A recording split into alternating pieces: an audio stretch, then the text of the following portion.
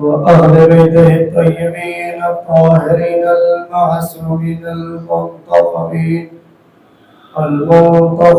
المظلومين المطهرين الذين أذهب الله عنهم الرجس وطهرهم تطهيرا.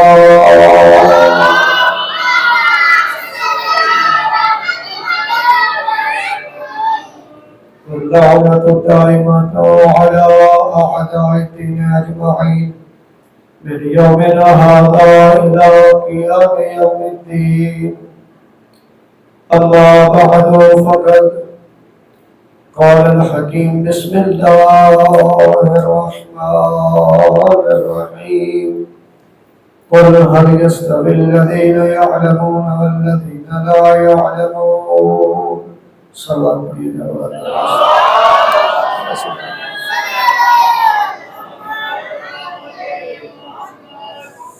قبولیت مجلس کی خاطر بلند صلوات پڑھے.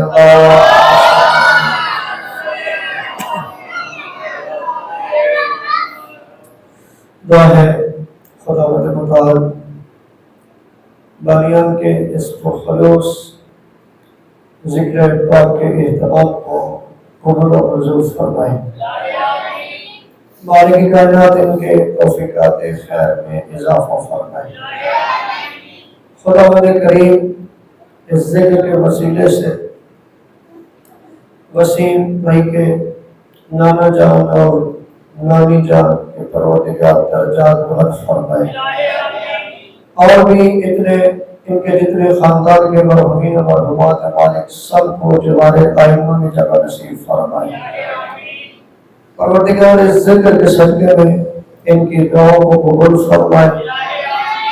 بانیان کی تمام مشکلات کو خدا اس ذکر کے وسیلے سے دور فرمائے. ان کے گھر میں بانیان کے گھر میں جتنے مریض ہیں خداوند متعال بیمار کربلا کی بیماری کے صدقے میں شفاء کلی عطا فرمائے. مالک کائنات ان کو خاندان کے ساتھ آباد و شاد فرمائے. خداوند متعال ان کی وہ تمام دعائیں جو کسی بھی وجہ سے رکی ہوئی ہیں اس ذکر کے صدقے میں ان دعاؤں کو قبول فرمائے. اور بھی بچوں کے حوالے سے جتنے دعائیں جو رکھتے ہیں پروردگار ان دعاؤں کو قبول فرمائے. ان کے بچوں کو خدا کامیاب و کامران فرمائے. بچیوں کے نصیب اچھے فرمائے. پروردگار وسیم بھائی کی والدہ کی زندگی دراز فرمائے. اور بھی جتنے خاندان کے افراد ہیں پہلے مہین تمہاری زندگی دراز فرمائے. ان کی دعاؤں کو قبول فرمائے. آپ جتنے برادران بزرگان و عزیزان اس ذکر کی نیت سے گھر سے آئے ہیں خدا آپ کی اس عبادت کو قبول فرمائے. خداوند کریم آپ کی دعاؤں کو قبول فرمائے. آپ سب کے مرحومین کے خدا درجات بلند فرمائے. بہت بڑی دعا ہے پروردگار آپ سب کو اور تمام مومنین کو کسی منافق کا محتاج نہ بنائے. پروردگار امت مسلمہ کی حفاظت فرمائے. پروردگار پارا چنار کے مومنین کی حفاظت فرمائے. بالخصوص حالیہ دنوں میں اسماعیل حامیہ مرحوم شہید پروردگار ان کے درجات بلند فرمائے. اکرام جو مومن شہید ہوئے پروردگار ان کو جوار قائمہ میں جگہ نصیب فرمائے. خداوند متعال تمام امت مسلمہ کو ایک ہونے کی توفیق عطا فرمائے. آپ نے مشترکہ دشمن یہود و نصارہ کے خلاف قیام کرنے کی توفیق عطا فرمائے. یہود و نصارہ کے خلاف قیام کرنے کے حوالے سے جتنی رکاوٹیں ہیں چاہے وہ بغض ہو چاہے وہ کینہ ہو چاہے وہ حسد ہو جتنی بھی چاہے وہ فرقہ واریت ہو پروردگار ان تمام رکاوٹوں کو دور فرمائے. خدا کریم کا لاکھ شکر ہے جس پروردگار نے ہمیں اتنے عظیم رہبر عطا کیے جن کی صداقت کی گواہی قرآن دیتا ہے. جن کی طہارت کی گواہی قرآن دیتا ہے، جن کی ولایت کی گواہی قرآن دیتا ہے، جن کی شجاعت کی گواہی قرآن دیتا ہے، جن کی سخاوت کی گواہی قرآن دیتا ہے، جن کے علم کی گواہی قرآن دیتا ہے، جن کے ایمان کی گواہی قرآن دیتا ہے۔ بلکہ اگر میں ایسے کہوں تو غلط نہیں ہے کہ پروردگار عالم نے ہمیں ایسے رہبر عطا کیے ہیں، اتنے عظیم رہبر عطا کیے ہیں کہ قرآن جن رہبروں کا قصیدہ ہے۔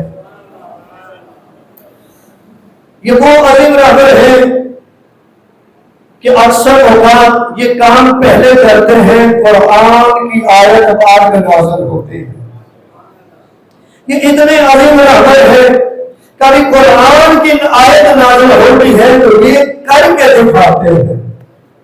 اللہ نے ہمیں اتنے عظیم رہبر عطا کیے، اور بالخصوص میں کہتا رہتا ہوں کہ خدا کا جتنا شکر ادا کیا جائے وہ کم ہے کہ اس پروردگار نے ہمیں علی جیسا رہبر عطا کیا۔ آپ تھوڑے نہیں ہیں، آپ بہت ہیں۔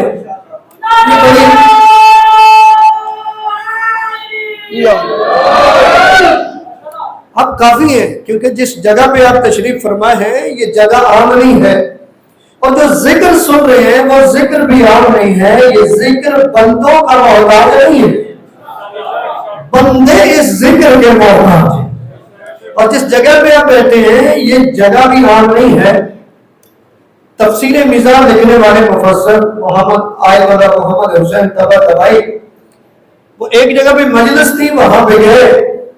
جب وہاں پہ گئے تو لوگوں نے انہیں اس جگہ پہ نہیں بٹھایا جہاں پہ مجلس ہوتی تھی، کہیں اور بٹھایا۔ انہوں نے سوال کیا کہ آپ مجھے ادھر لے آئے جہاں پہ ذکر ہوتا ہے، وہاں کیوں نہیں مجھے بٹھایا؟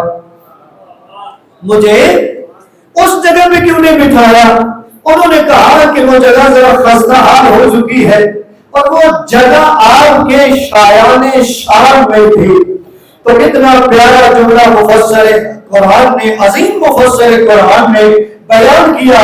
انہوں نے کہا کہ یہاں نہیں، میں اس جگہ بیٹھنا پسند کرتا ہوں جس جگہ پہ 40 سال ذکر حسین ہوتا۔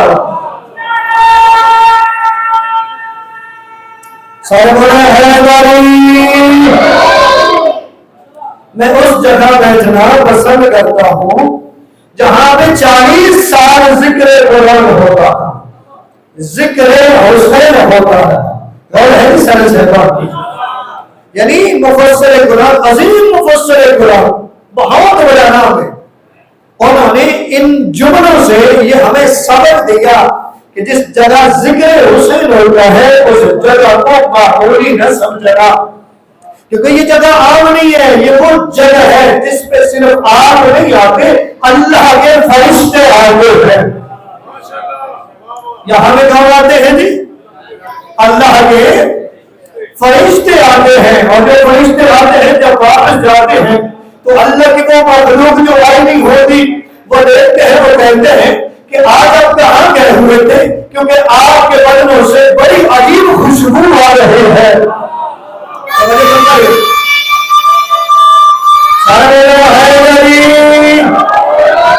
آپ کے بدنوں سے بڑی خوشبو آ رہی ہے، اور ایسی خوشبو آ رہی ہے کہ جو خوشبو ہم نے کبھی سنی نہیں ہے۔ کہاں پہ گئے تھے؟ تو وہ کہتے ہیں آج فرش زمین پہ ایک جگہ پہ ذکر حسین ہو رہا تھا، ہم وہاں گئے ہوئے تھے اللہ کے آمد سے۔ تو وہ کہیں گے ہمیں بھی لے چلو، ہم بھی اس جگہ پہ جانا چاہتے ہیں۔ تو وہ فرشتے کہتے ہیں آپ تو وہ جگہ جو ہے اس جگہ سے لوگ منتشر ہو گئے، اپنے اپنے گھروں کو چلے گئے۔ تو وہ کہتے ہیں لوگ چلے گئے ہیں، جگہ تو موجود ہے۔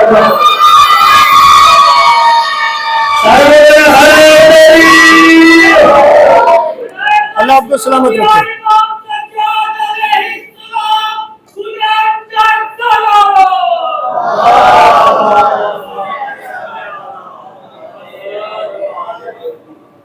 تو بندہ خوش نصیب ہوتا ہے وہ جو فرش اعلیٰ پہ رہتا ہے۔ میں اکثر کہتا ہوں چنے ہوئے لوگ ہیں جو اس ذکر میں آتے ہیں، اور اس میں کوئی فقہ کی قید نہیں ہے، کوئی شیعہ ہے کوئی سنی ہے، کیونکہ یہ جو فرش ادا ہے اس میں جب آتے ہیں آپ سے کوئی پوچھے کہ کدھر جا رہے ہیں تو آپ کیا کہتے ہیں؟ مجلس حسین میں۔ کہاں پہ؟ مجلس حسین میں۔ تو جب مجلس حسین ہے تو پھر یہ صرف شیعہ کا حسین نہیں ہے، حسین محسن انسانیت کا ہے۔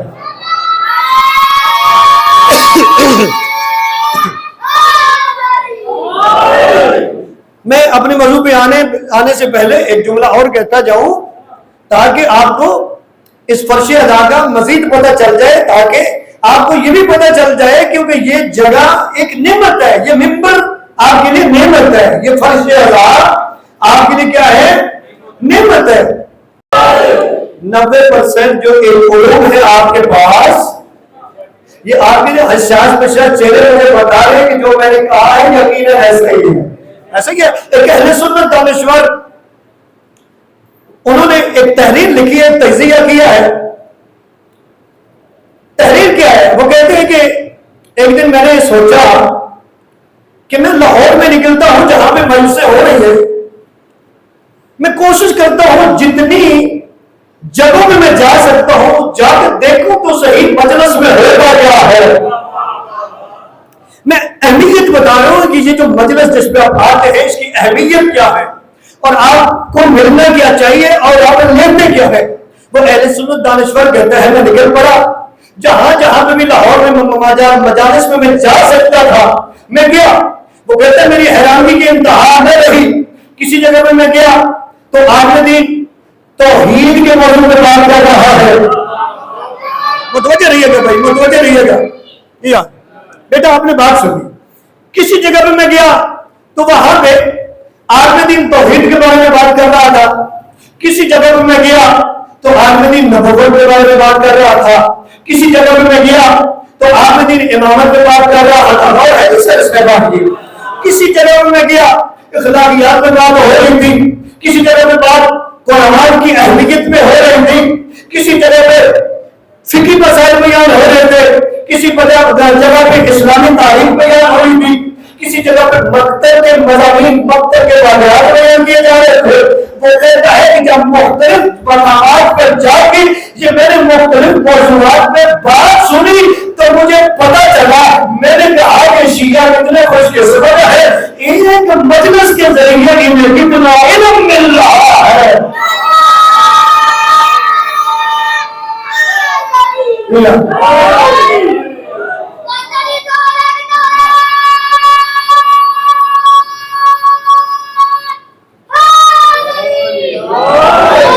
اور بارہا میں حدیث سنا چکا ہوں نا کہ نبی اعظم فرماتے ہیں گھر سے نکلو تو یہ ارادہ لے کے نکلو کہ میں علم کا کوئی باب سیکھنے جا رہا ہوں، علم کی کوئی بات سیکھنے جا رہا ہوں۔ اگر اس نیت میں جا رہے ہیں تو پھر آپ لاہور کی گلیوں میں نہیں چل رہے، آپ جنت کے راستے پہ چل رہے ہیں۔ کس راستے پہ چل رہے ہیں؟ جنت کے راستے، اور جنت کا راستہ علم کا راستہ ہے۔ کس کا راستہ ہے؟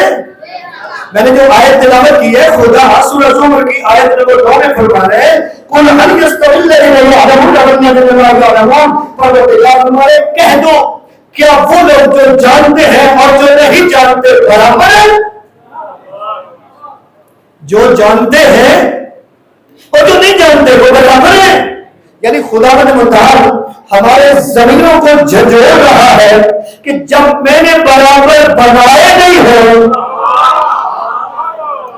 جب میں نے برابر بنایا نہیں ہے تم برابر مانتے کیوں ہو؟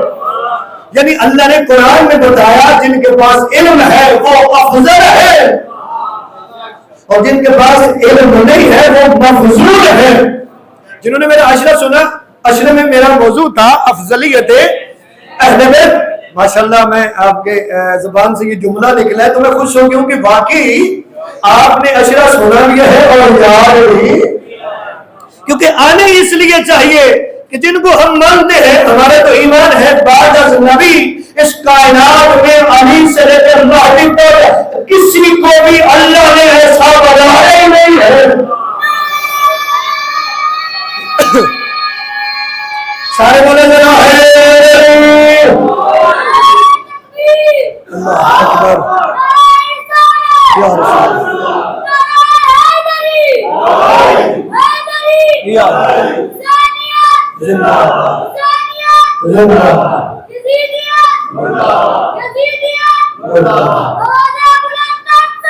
اللہم صلی علی محمد. اللہ آپ کو سلامت رکھے. پروردگار جھنجھوڑ رہا ہے انسان کو.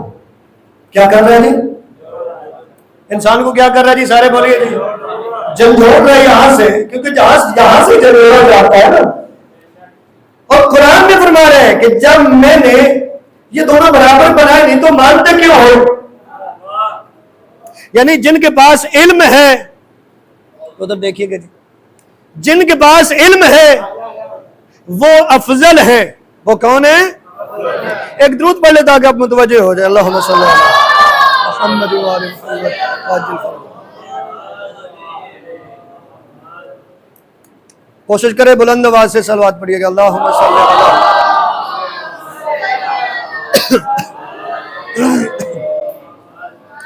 متوجہ ہیں جی سارے صاحبان؟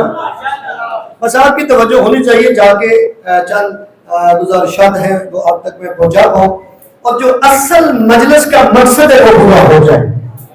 کیونکہ جو مجلس کرواتے ہیں ان کا بھی یہی مقصد ہونا چاہیے، جو سننے آتا ہے ان کا بھی یہی مقصد ہونا چاہیے. اور وہ مقصد کیا ہے کہ ہم کچھ لے کے جائیں، اللہ راضی ہو جائے، نبی راضی ہو جائے، آئمہ راضی. یہی مقصد لے کے آئے آپ. ہاں جی، یہی مقصد ہونا چاہیے. علم والے ہیں افضل، یہ میں نہیں کہہ رہا، اللہ کہہ رہا ہے. بات یاد رہے گی جی. کون افضل ہے؟ آیت یاد. علم والے افضل ہے. کیا ہے جی؟ اور میں کہتا ہوں کہ ہم خوش نصیب ہیں کہ اللہ نے ہمیں جتنے دیے ہیں نا سارے علم والے دیے. جتنے ایمان دیے ہیں وہ جس دور میں بھی ہوئے ہیں اس دور کے ہر بندے سے علم میں افضل ہے. علی سے لے کے مہدی تک دیکھ لیں، جتنے بھی تھے سب سے یہ افضل ہے. توجہ ہے جی؟ اگر آپ متوجہ تو جملہ دیتا جاؤ نا بھائی. افضل تھے نا تو اسی لیے آپ ایک روایت نہیں سنتے کہ عیسیٰ جب آئیں گے آج تیرے آخری امام کو کہیں گے، جب امام کہیں گے آگے بڑھے نماز پڑھیں میں نماز پڑھیں تو عیسیٰ کہیں گے میں کون ہوتا ہوں آپ پڑھائیں.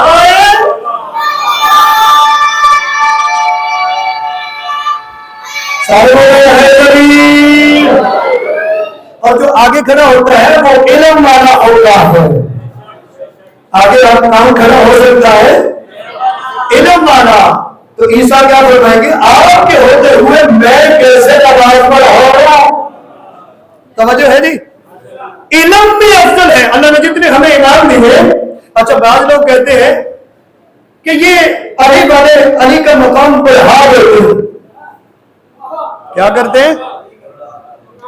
علی کا مقام بڑھا دیتے ہیں. کہتے ہیں کہ حالانکہ یہ نبی اعظم کی اتنی شان بیان نہیں کرتے جتنی علی کی شان بیان کرتے ہیں. میرا بھائی آپ کو پتہ ہی نہیں چلا اس لیے کیونکہ آپ نے نبی ہم سے سنا نہیں ہوگا. توجہ ہے جی بھائی. اگر ہم مولا میر کی فضائل بیان کرتے ہیں نا تو مولا علی ڈاکٹر شریعتی کا بڑا پیارا جملہ یاد آ گیا. وہ کہتے ہیں علی کا دامن. توجہ میری طرف رہی. ڈاکٹر شریعتی بڑا پیارا جملہ کہا. کہتا ہے علی کا دامن ہم نے پکڑا ہی اس لیے ہے کہ نبی کا دامن ہاتھ سے چھوٹنے لگا ہے.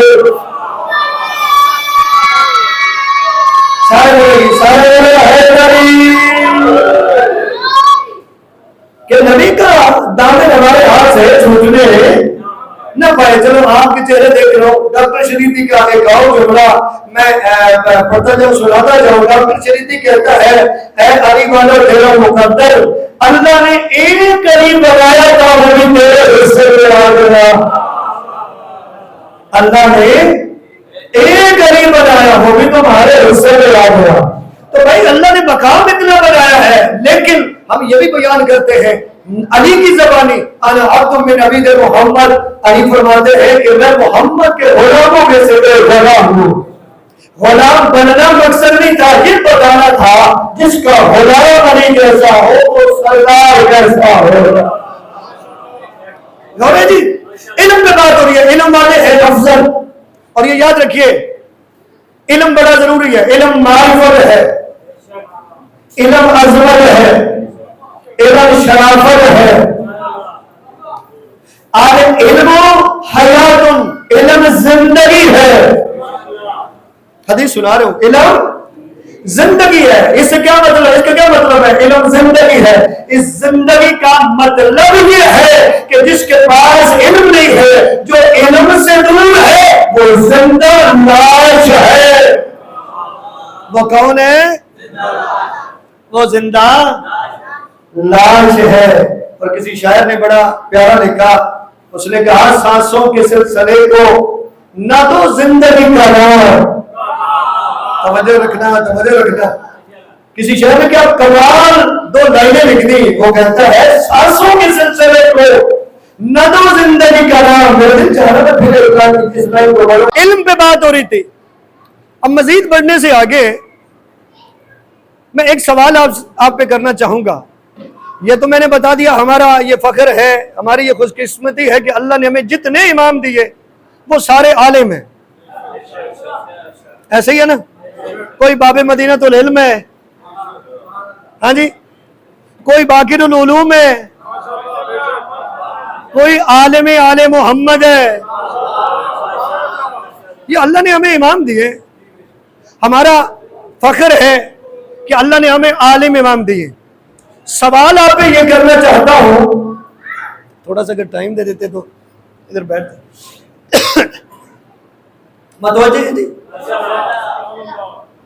میں آپ سے سوال کرنا چاہتا ہوں۔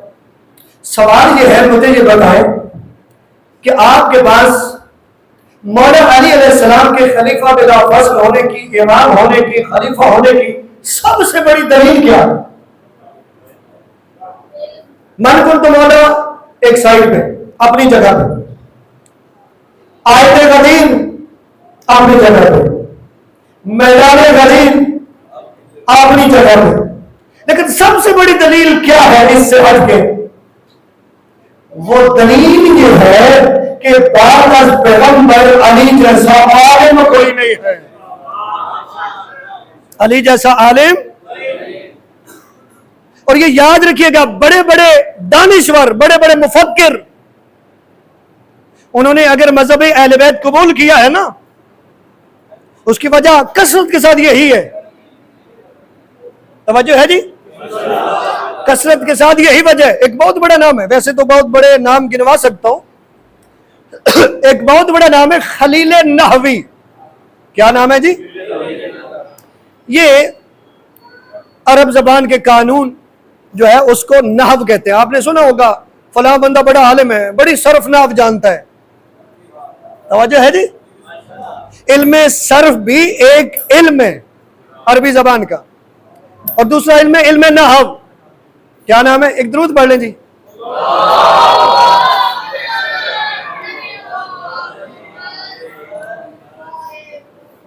اجازت ہے جی؟ میں کہہ رہا ہوں دو علم آپ نے سنے ہوں گے، علم الصرف اور علم النحو۔ سبھی تک بات پہنچی تھی؟ علم الصرف اور علم النحو عربی زبان کے قوانین کا مجموعہ ہے علم النحو، اور اس کا جو ماہر ہے اسے کہتے ہیں نحوی۔ اور میں جس کی بات کر رہا ہوں اس کا نام تھا خلیل۔ اتنا ماہر تھا کہ اس نے سینکڑوں نحوی پیدا کیے، اس نے سینکڑوں نحوی، یعنی اس کے شاگرد سینکڑوں تھے جن کو اس نے نحو سکھائی۔ اب ہوا کیا، یہ آخری عمر میں آ کے مذہب اہل بیت اس نے قبول کیا، مولا علی کی امامت میں قائل ہو گیا۔ اور ہے جی، اب یہ سارے اس کے شاگرد اکٹھے ہو کے ایک وفد کی صورت میں آئے اس کے پاس۔ اب آپ جتنے تشریف فرما ہیں مختلف قسم کے لوگ ہوں گے، کوئی فوج میں ہے، کوئی پولیس میں ہوگا، کوئی کام کرتا ہے، لیکن یاد رکھیے خلیل نحوی کے پاس جتنے تھے نحوی تھے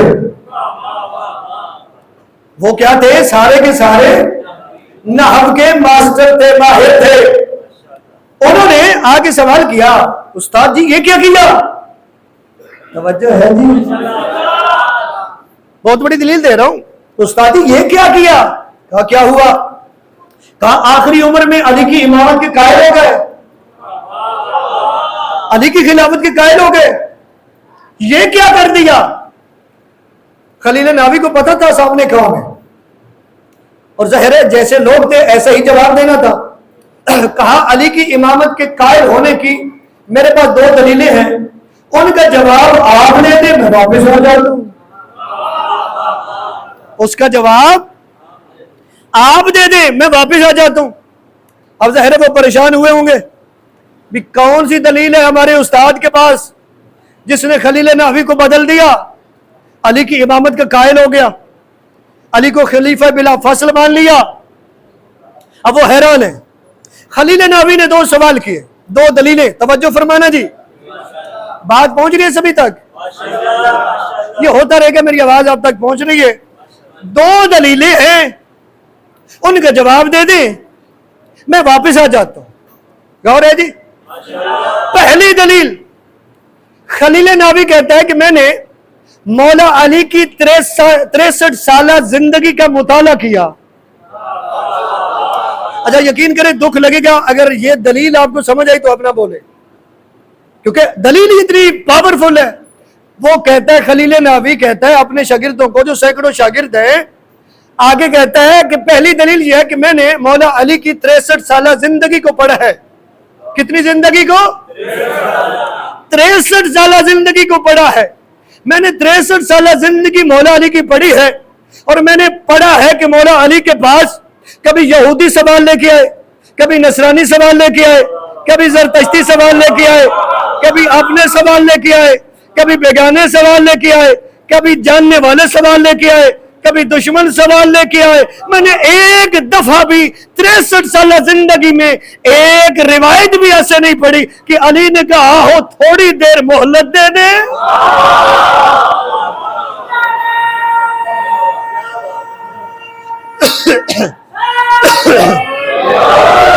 علی کی بادشاہی ہے، علی اس میں الہی ہے، جس کے سامنے بولا زبان کے ساتھ دل بولا، علی میرا مولا میرا مولا، علی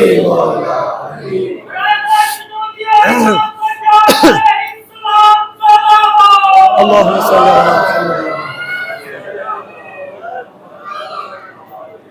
بات سبھی تک پہنچی ہے جناب؟ کہا پہلی میری دلیل یہ ہے کہ میں نے 63 سالہ زندگی کو پڑھا ہے، اپنوں نے بھی سوال کیے، بیگانوں نے بھی سوال کیے، یہاں تک کہ دشمنوں نے بھی سوال کیے، ایک بھی واقعہ ایسا مجھے نہیں ملا کہ علی نے کسی کے سوال کے جواب میں مہلت مانگی ہو، نقد جواب دیے۔ توجہ ہے جی؟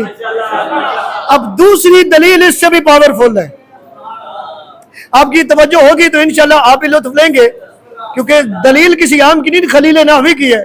خلیل نحوی کہتا ہے کہ دوسری دلیل میرے پاس یہ ہے کہ آپ جتنے بیٹھے ہیں نحو کے ماہر ہیں۔ کون ہے جی؟ اور آپ یہ جانتے ہیں ہر زبان قانون کی محتاج ہوتی ہے، ہر زبان کے قانون ہے۔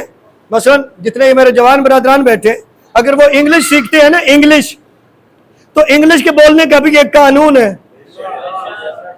میں ٹھیک کہہ رہا ہوں جی؟ ٹھیک ہے۔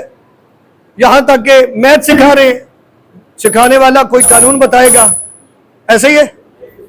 آپ متوجہ رہیے گا، یہ ہوتا رہے گا۔ توجہ ہے جی؟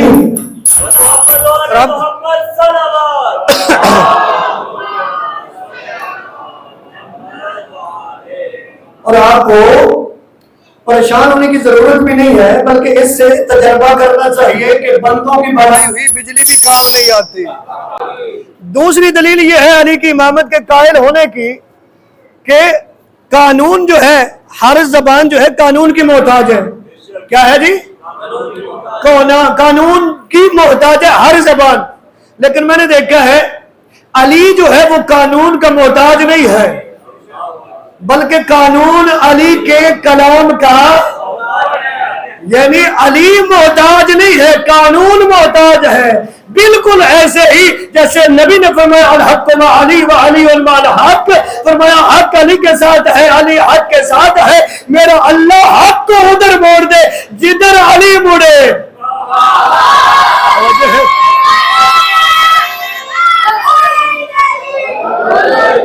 یعنی حق محتاج ہے، علی محتاج، جدھر علی جائے گا حق کو جانا پڑے گا، حق کو ادھر جانا پڑے گا۔ اور یہ نبی اعظم کی دعا ہے، اللہم ادرن حق حیث ما دار، میرا اللہ حق کو ادھر موڑ دے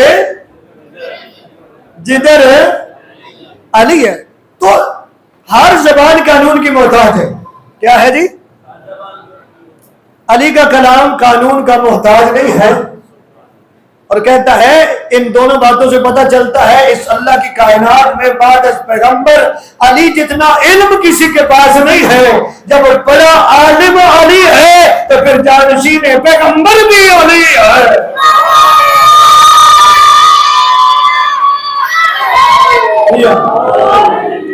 یہ اللہ نے آپ کو اعزاز بخشا کہ اللہ نے آپ کو ایسا ایمان دیا۔ میرے اہل سنت برادران بھی تشریف فرما ہوں گے، ایک حدیث میں سنا دوں، اجازت ہے تو ایک حدیث سنا دوں۔ رسول خدا کی زوجہ ہے، ام المومنین ہے۔ میرے برادران اہل سنت، یا ویڈیو کے ذریعے جہاں چل دی بات جائے گی، میرے برادران اہل سنت بھی سنیں گے، سب سنیں گے۔ رسول خدا کی ایک زوجہ ہے ام المومنین بی بی عائشہ، ان کی روایت ہے مولا علی کے بارے میں۔ اب تو پھر سبھی امت مسلمہ کو ماننی پڑے گی نا بات، اور کتابیں بڑی پڑی ہیں مولا علی کی اس فضیلت کے حوالے سے جو ام المومنین نے بیان کی۔ میرے شیعہ سنی برادران، وہ فضیلت کیا ہے؟ ام المومنین کہتی ہے مولا امین کے بارے میں، وہ فرماتی ہے علی اعلم الناس فی السنہ۔ متوجہ ہوں گے تو میں کچھ پڑھ پاؤں گا۔ کیا فرماتی ہے ام المومنین؟ علی اعلم الناس فی السنہ۔ یہ حدیث یاد کر لیجئے گا، یہ کام آئے گی، لوگوں کو بتائیے گا کہ بی بی جو ہے انہوں نے کیا بیان فرمایا، کیا فرمان بیان کیا مولا متقیان کے حوالے سے۔ علی اعلم الناس فی السنہ۔ اب ترجمہ کیا ہے؟ بی بی فرمانا چاہ رہی ہے کہ اللہ کی اس کائنات میں لوگوں میں سب سے بڑے نبی کی سنت کے عالم علی ہے۔ توجہ کرو، میں ایک جملہ دے دوں۔ کیا فرماتی ہے کہ نبی کی سنت کا سب سے بڑا عالم کون ہے؟ بولو علی ہے۔ ایک دو پھر بولو، نبی کی سنت کا سب سے بڑا عالم کون ہے؟ علی۔ پھر ایک جملہ کہہ دوں، بقول رسول خدا کی زوجہ کے، جب تمام لوگوں میں نبی کی سنت کا سب سے بڑا عالم علی ہے تو پھر مجھے یہ کہنے میں بالکل کوئی شرمندگی نہیں ہے کہ علی وہ ہستی ہے کہ جو سب سے پہلا اہل سنت ہے۔ میں کچھ جملہ کہنے والا ہوں اگر آپ متوجہ ہے۔ بھائی بات یہ ہے کہ تیجانی سماوی بڑا پیارا نام اور بہت بڑا نام، اہل سنت میں سے کنورٹڈ ہے، شیعہ ہوئے، انہوں نے کتاب لکھ دی اور اس کتاب کا نام ہی کیا ہے کہ شیعہ ہی اہل سنت ہے۔ پتہ نہیں میں پہنچا پایا یا نہیں پہنچا پایا۔ شیعہ ہی اہل سنت کون ہوتا ہے؟ جو نبی کی سنت پہ عمل کرے ہیں۔ تو بی بی کیا کہہ رہی ہے کہ نبی کی سنت کا سب سے بڑا عالم کون ہے؟ تو ہمیں بھی تو سنت چاہیے نا، اور سب سے زیادہ سنت کا پتہ بھی اسے ہی ہوگا کہ جسے موقع زیادہ ملا۔ اب علی کو کتنا موقع ملا؟ علی نے آنکھیں کھولی نبی کے ہاتھوں پہ، نبی نے آنکھیں بند کی علی کے ہاتھوں پہ۔ توجہ ہے جی سارے صاحبان کی۔ اب بی بی کہہ رہی ہے نبی کی سنت کا سب سے بڑا عالم کون ہے؟ بولو علی ہے۔ یعنی یہ پتہ چلا اگر نبی کی سنت لینی ہے تو علی سے سیکھنی ہوگی، علی سے پوچھنا ہوگا نبی کی یہ سنت کیسے ہے، نبی کی یہ سنت کیسی ہے، پھر بات ختم نہ ہوگی، پھر پھر ادھر ادھر جانے کی تو ضرورت نہیں ہے. جب نبی کی سنت کا لوگوں میں سب سے بڑا عالم علی ہے تو پھر ادھر ادھر نہ جاؤ. اگر نماز پڑھنی ہے نا ادھر ادھر نہ جاؤ, علی سے پوچھو نبی کیسے نماز پڑھتے تھے. بولو میرے ساتھ سارے بولے سارے حیدری.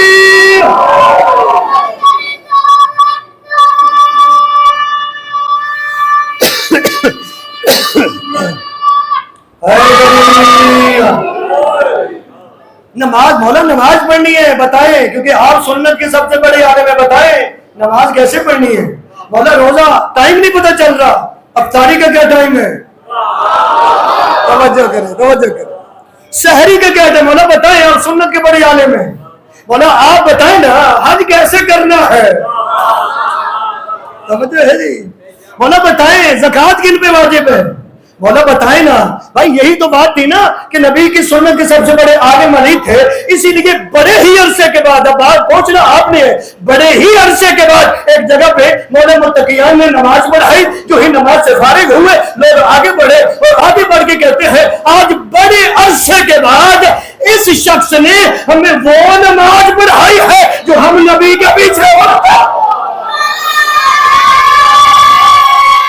دونوں ہاتھ بلند کر کے حیدری. آج اس ہستی نے ہمیں وہ نماز پڑھائی ہے جو ہم نبی کے پیچھے ہیں. تو علم لینا ہے نا علی سے لے. کس سے لے؟ کیونکہ نبی اعظم نے جو شہر بنایا ہے نا اس شہر کو ایسے نہیں چھوڑا, اس کا بڑا بہترین دروازہ لگا ہے. غور ہے جی. نبی نے جو دین و اسلام کا دین اسلام کا جو شہر بنایا نا اس کو شہر کو ایسے نہیں چھوڑا, کھلا نہیں چھوڑا بھی کوئی بھی آ جائے نا. جو شہر بنایا نا اس کا بڑا خوبصورت دروازہ بنایا. آپ مکان بناتے ہیں دروازے بناتے ہیں, اگر اندر سے اتنا مکان اچھا نہ بنا ہو تو اکثر لوگ باہر والا دروازہ اچھا بناتے ہیں. یہ میں آپ کی بات کر رہا ہوں, جس شہر کی میں بات کر رہا ہوں وہ شہر بھی بڑا خوبصورت ہے. کیونکہ شہر خوبصورت تھا تو اللہ کے نبی نے دروازہ بھی بڑا خوبصورت لگایا. اتنا خوبصورت دروازہ ہے, اوپر دیکھو تو وجہ اللہ ہے, سائڈوں پہ دیکھو لافتہ اللہ علی ناصر.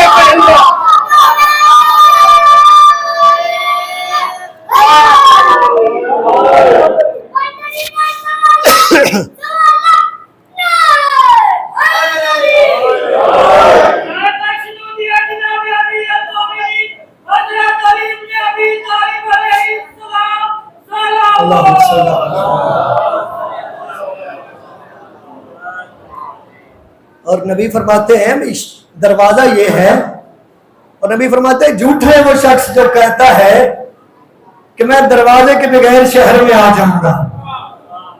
دروازے کے ذریعے آنا پڑے گا. توجہ ہے جی. یعنی نبی چاہتے ہیں میرے علم سے فیضیاب ہونا چاہتے ہو تو علی کے اس دروازے سے آؤ. یعنی اس سے ہمیں پتا چلا کہ نبی چاہتے ہیں علم لو, جو ہمارا موضوع ہے علم. ایسے ہی علم لو, لیکن لینا کہاں سے ہے؟ دروازے کے ذریعے. کس کے ذریعے؟ بھائی یہ جو قرآن نے کہا لا رب ولا یابس الا فی کتاب مبین, ہر خوش کو تر کا ذکر ہے قرآن میں, یہ چیلنج نہیں ہے. توجہ ہے جی, یہ چیلنج نہیں ہے. اور جو مولا متقیان نے فرمایا کہ یہ جو سینہ دیکھ رہے ہیں نا, ہاتھ مار کے کہا اس کے اندر علم ہے, جو علم کا سمندر ہے جو ٹھاٹھے مار رہا ہے, کوئی ہو جو لینے والا ہو.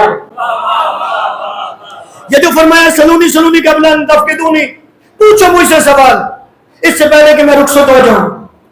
مولا علی کا بھی یہ چیلنج نہیں ہے, قرآن کا بھی چیلنج نہیں ہے, مولا علی کا بھی چیلنج نہیں ہے. قرآن بھی علم دینا چاہتا ہے, مولا علی بھی علم دینا چاہتے ہیں. کیا دینا چاہتے ہیں جی؟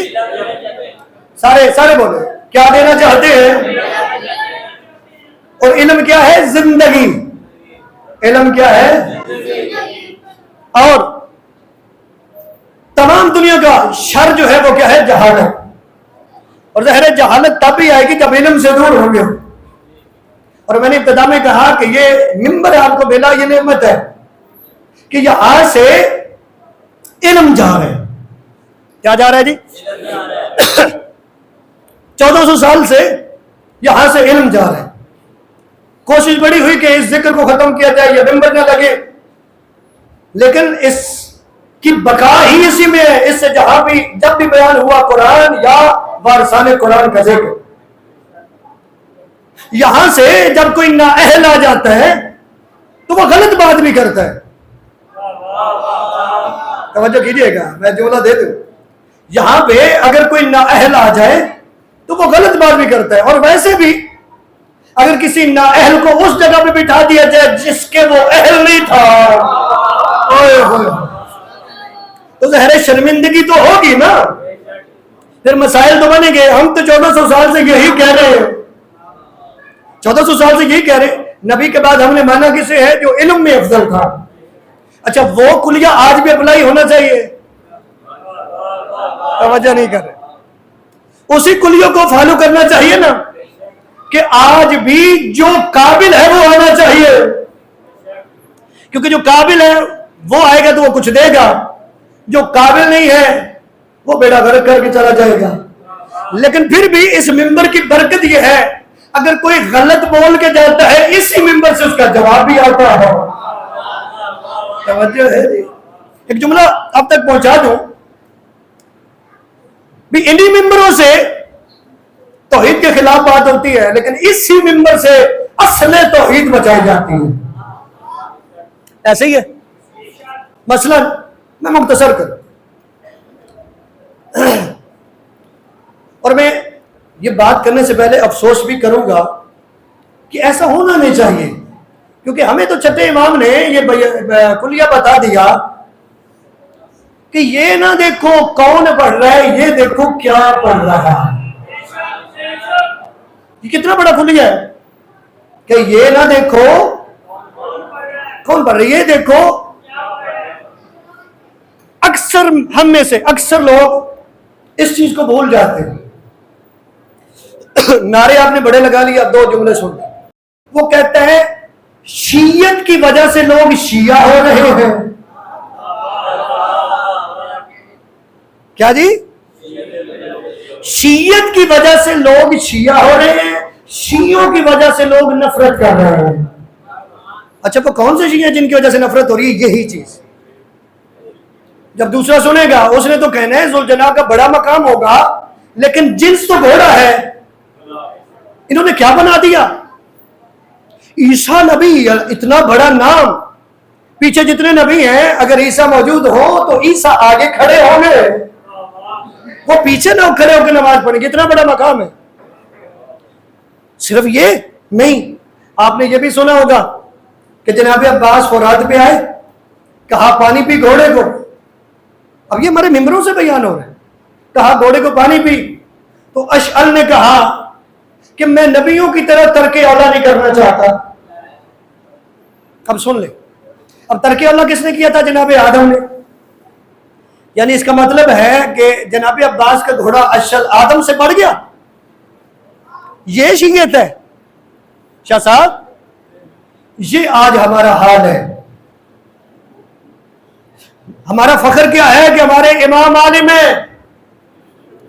ہمارا فخر کیا ہے کہ ہم نے نبی کے بعد عالموں کو چنا. ایسے ہی ہے. تو آگے کیا کیا؟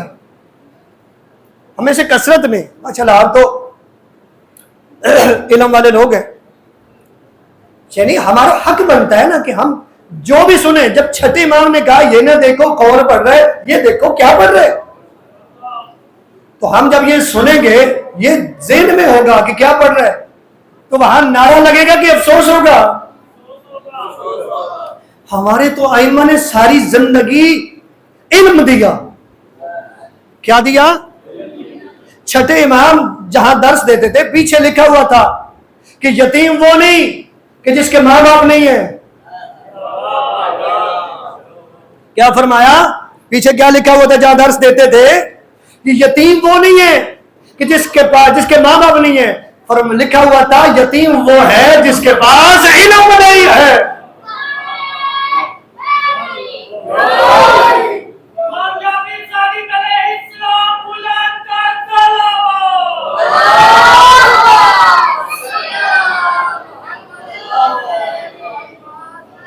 کوشش کریں جو عقائد ہیں وہ قرآن سے لیں، ائمہ معصومین کے فرامین سے لیں. توجہ کر رہے ہیں جی؟ باتیں مجھے پتہ تھوڑی کڑوی ہوں گی، لیکن کڑوی دوائی میں اثر زیادہ ہوتا ہے. ایک درود پڑھ لیجیے گا بلند آواز سے. اللہم صل. میں کہ بس ختم. ہمارے جتنے امام ہیں انہوں نے علم پہنچایا آپ تک. کیا پہنچایا؟ جس امام کا آئے دن منا رہے ہو، میں آپ کو بتاؤں اس امام کا ایک انوکھا انداز تھا علم پہنچانے کا. میرے امام نے کیسے علم پہنچایا؟ میرے امام نے علم اس انداز میں پہنچایا کہ روایات کہتی ہیں، تاریخ نے لکھا کہ امام غلام خریدتے تھے. امام کیا کرتے تھے؟ غلام خریدتے تھے.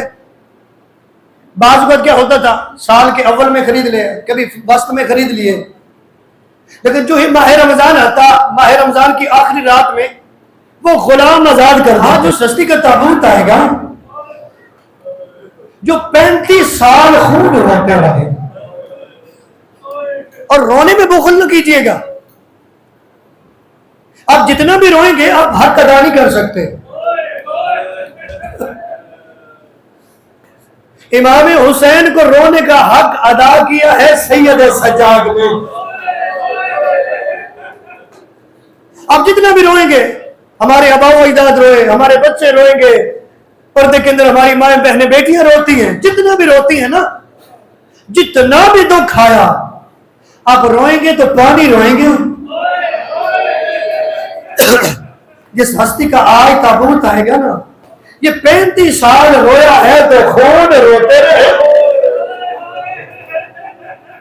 اور میں ایک جو اور جملہ کہتا ہوں، رونے میں بخل نہ کیجیے. آپ کے سامنے ہے ماحول، اس ماحول کو اگر دیکھیں، پڑھیں ماحول کو. آپ فضائل پڑھتے ہیں، اتنا اعتراض نہیں ہوتا، فضائل میں اتنا اعتراض نہیں ہوتا، مصائب پہ زیادہ اعتراض ہوتا ہے. یہ روتے کیوں ہیں، یہ سینے پہ ماتم کیوں کرتے ہیں، یہ رانوں میں کیوں پیٹتے ہیں، یہ اعتراض زیادہ ہوتے. کیوں؟ اس لیے ہو سکتا ہے ہم اس رونے کی تاثیر کو نہ سمجھ سکے ہوں، لیکن آپ کا مخالف سمجھ چکا ہے کہ اس رونے کی تاثیر کیا ہے. اس رونے کی تاثیر ہے کہ تیرے سید سجاد امام نے مدینے کا ماحول بدل کے رکھ دیا. یہ نہ سمجھیے گا کہ امام 35 سال صرف روتے رہے.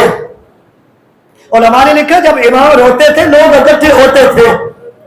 اس رونے کی وجہ سے لوگوں کو بتاتے، آؤ تمہیں بتاؤں میرے بابا حسین کیسے مارے گئے، آؤ تمہیں بتاؤں میرے بابا حسین کا مقصد کیا تھا، آؤ میں تمہیں بتاؤں اس مقصد کے لیے ہماری بھٹیاں اور ماں بہنوں کی چادریں روتی تھی.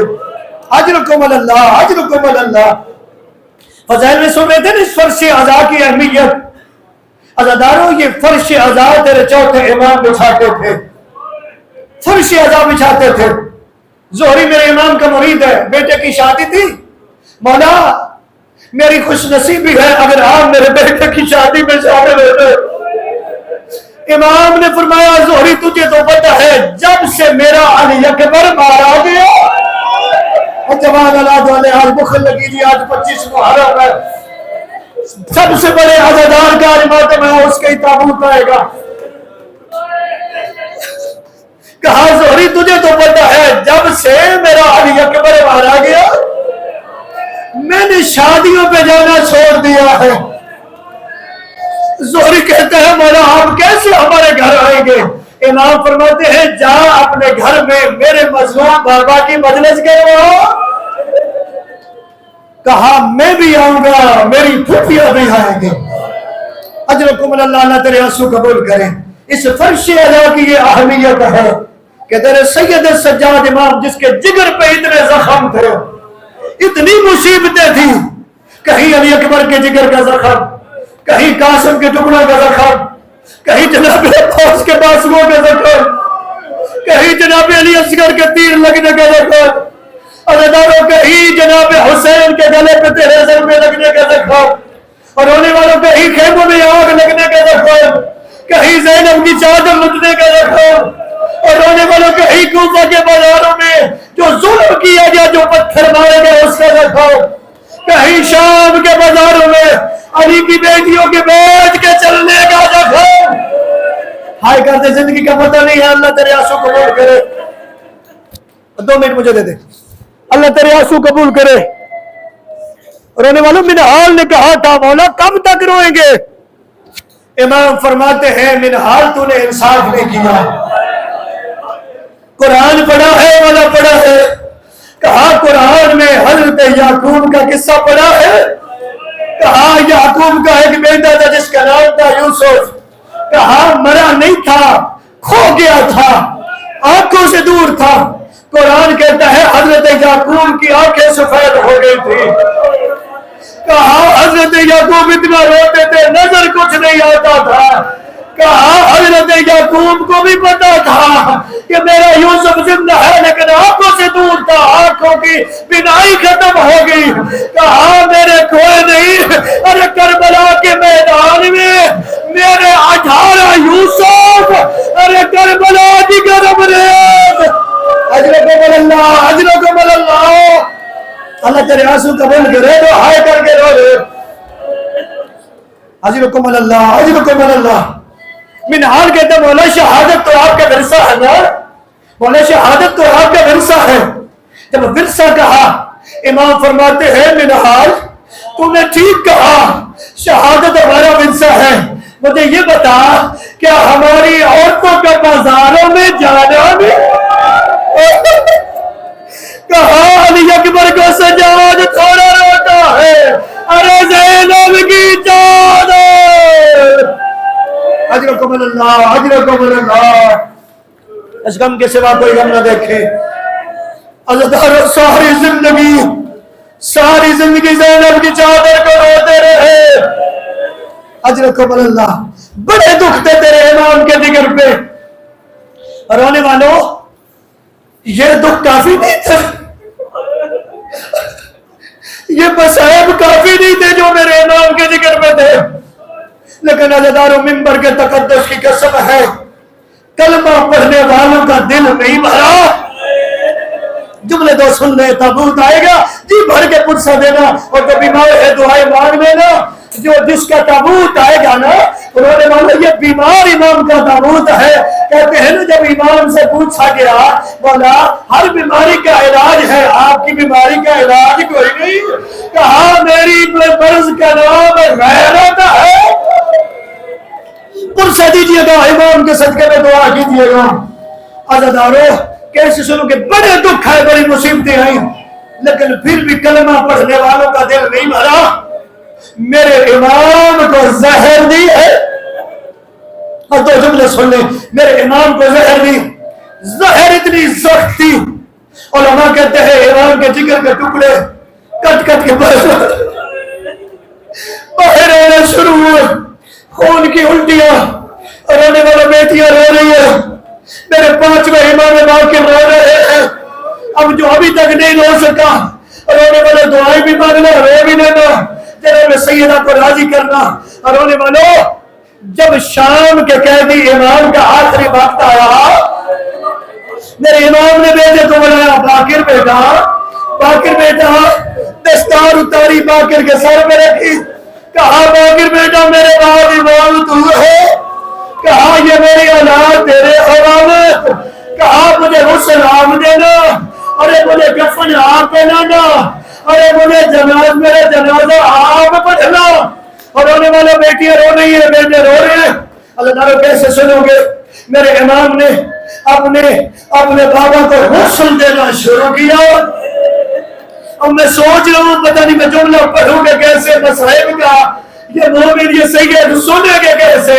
اور رونے والے علماء نے پڑھا، میں پڑھ دیتا ہوں۔ اور رونے والے کہتے ہیں جب 5ویں امام غسل دینے کے لیے آئے نا، اور رونے والے اولاد دیکھ رہی تھی، یا یکدم 5ویں امام کی چیخ بلند ہوئی، پتہ نہیں میں کیسے پڑھوں گا، چیخ بلند ہوئی 5ویں امام کی۔ جب غسل ختم ہوا اور रोने वाले लोगों ने पूछ लिया मौला, अरे गुस्ल के टाइम पे कोई रोता नहीं है, मौला आप रोए क्यों थे? सुने थे तुमने, आप क्यों रोए थे?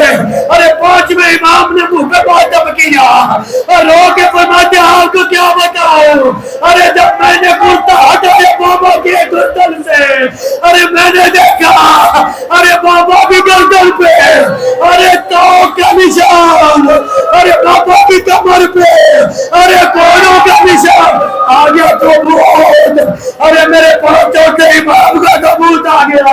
अरे ये तबूत बड़े एहतराम से उठा था, जब एहतराम से उठा और रोने वालों मेरे इमाम का मुंह फिर गया करबला, रो के कहते हैं बाबा अरे तेरा लाल शर्मिंदा, अरे मेरा एहतमाम से जनाजा, अरे तेरी लाश पे घोड़े मातमे सजा, अरे हाय सजा